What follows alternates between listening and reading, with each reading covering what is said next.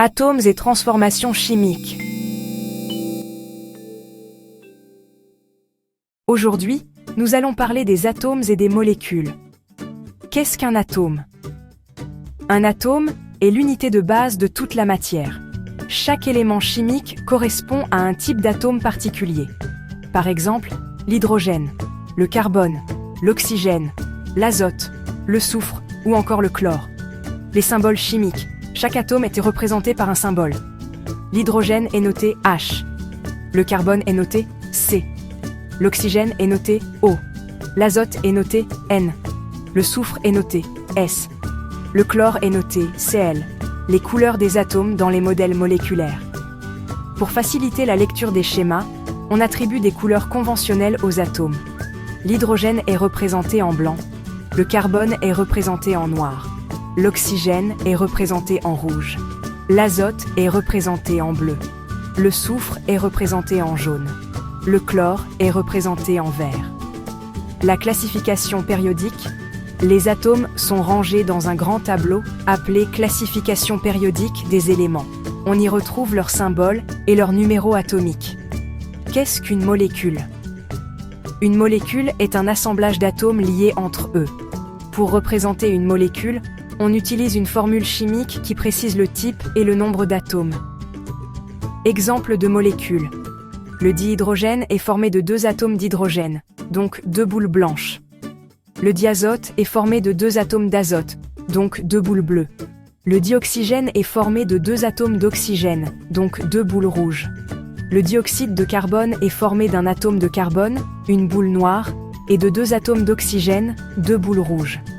L'eau est formée d'un atome d'oxygène, une boule rouge, et de 2 atomes d'hydrogène, 2 boules blanches. Maintenant, un petit quiz. Je te laisse quelques secondes pour réfléchir à chaque question. Question 1. Un atome est A. Une molécule B. L'unité de base de la matière. C. Une réaction chimique D. Un assemblage de molécules. Question 2. Le symbole du carbone est A. C. AB. CC. COD. CB. Question 3. Une molécule est A. Un seul atome. B. Un ensemble d'atomes liés entre eux. C. Une particule invisible. D. Un modèle théorique.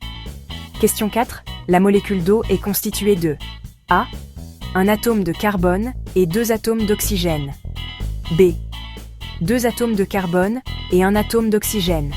C. 2 atomes d'hydrogène et 1 atome d'oxygène. D. 2 atomes de chlore et 1 atome de soufre. Note bien tes réponses et on les corrigera ensuite. Maintenant, place aux questions ouvertes.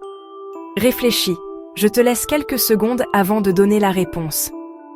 Question 1. Quelle est la différence entre un atome et une molécule?